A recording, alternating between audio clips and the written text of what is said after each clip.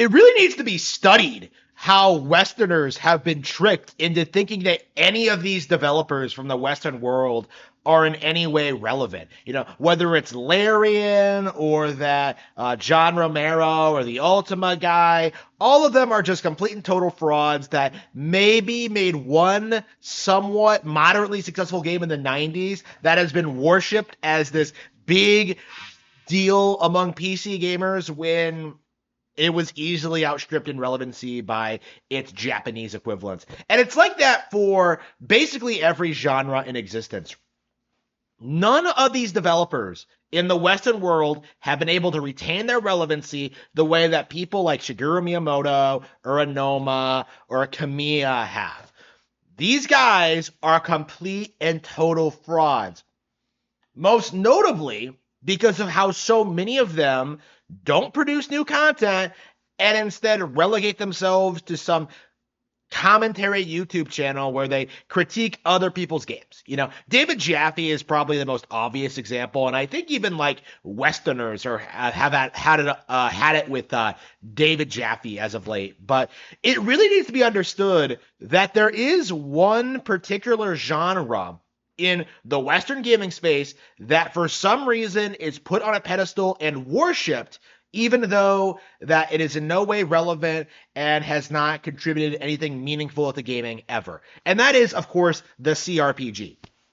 Whenever I see people like Tim Kaine or Swen just doing their thing, like, oh man, we need to treat our developers better, like, you kind of just look at them and just be like, well, what are you doing? Like, when you look at the reality of Baldur's Gate 3, when you look at the reality of the cRPG as a whole, what you end up seeing is a genre that is leaps and bounds behind the far superior JRPGs.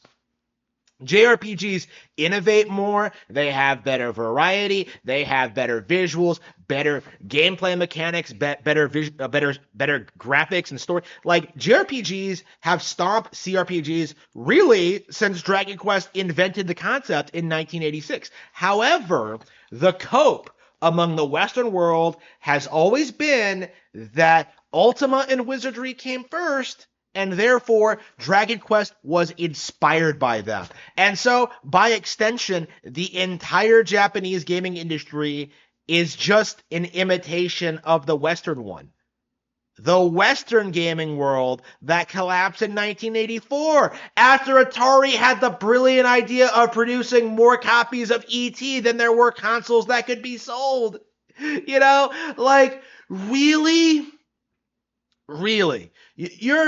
You're seriously telling me that gaming in the 80s, these Western RPGs that nobody remembers or cares about, games like Wing Commander, games like, Ultima, like Wizardry, like, you're telling me that these games somehow supersede all the far superior titles that came out around the same time that have continued their legacy and remained relevant since then.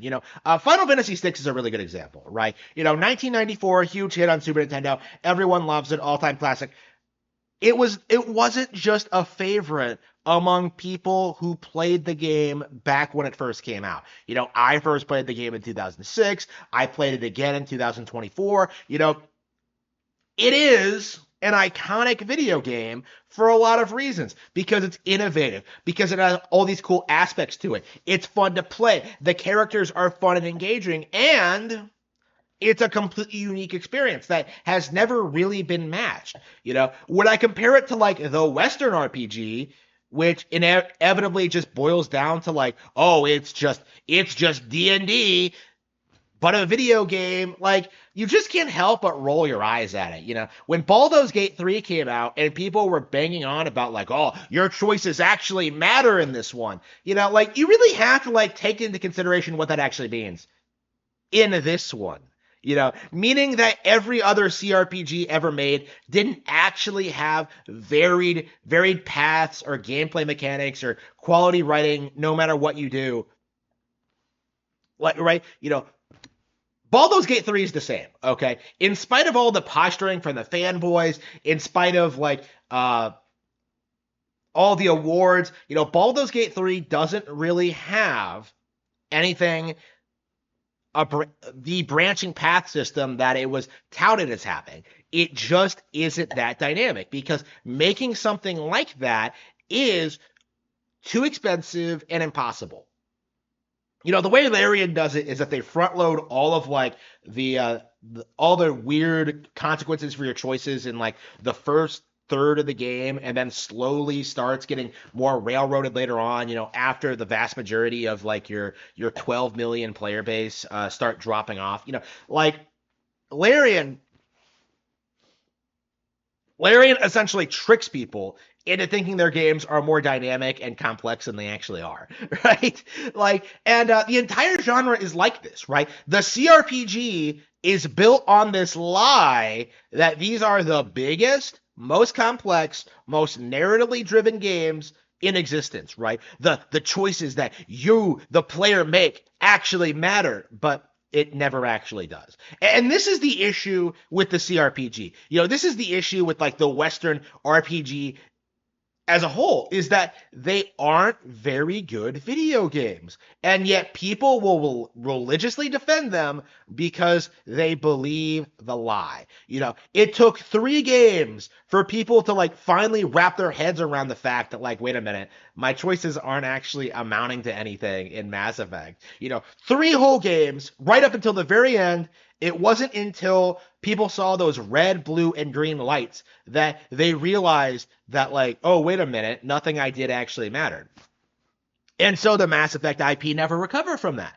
And that is the reality behind the entire genre. That is the reality behind Skyrim. That's the reality behind Oblivion, Ultima. Like, all of these games, they all end the exact same way. They aren't as complex as their fanboys make them out to be. And this really needs to be understood going forward, because the way it looks now, after Baldur's Gate 3 was like worshipped the way it was, like it feels like the cRPG is the go-to example as to the superiority of Western game devs right now. Because, everyone sees through Call of Duty, everyone sees through the annual sports games, they see through the generic, like, third-person walking sims, everybody will talk about how bad those games are. But, like, right now, there's this very big unwillingness among the community to address the fact that games like World of Warcraft were bad. Right. There's just no like getting around it. Like the cope right now is that World of Warcraft like fell off with like one of the expansions, and that like they got rid of the people that were that made the game good. No, the reality is you simply got tired of it. The reality is it was never good to begin with. And that is what needs to be understood about these cRPGs, is that they are all hype and no substance.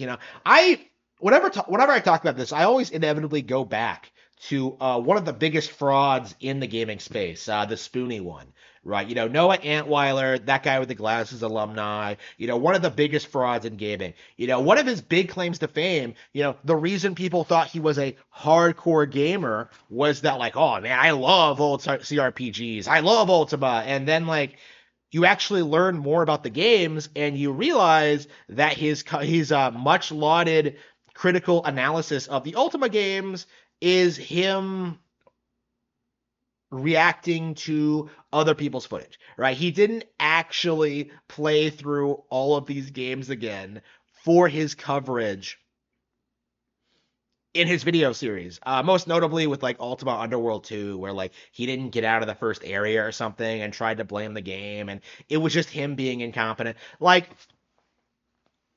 there are lots of examples of this, but and what would happen after that is that Spoonie would try to play Fallout 2 on live stream and fail to get past the first level, the first area, a game that he supposedly loves.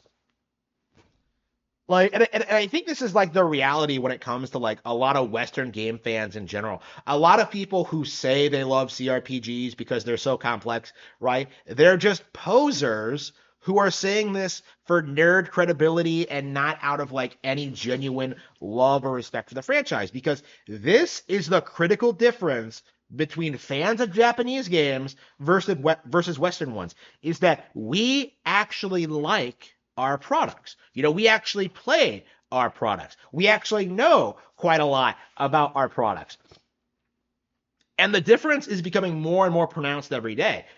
Playing Xenoblade Chronicles 3 for the first time, it really opened my eyes to just how much better this random second string Nintendo IP was than the worshipped Baldur's Gate 3. It really wasn't even close. And yet you're not really going to see like you would never see like the cRPG fans admit it or even acknowledge that Xenoblade exists.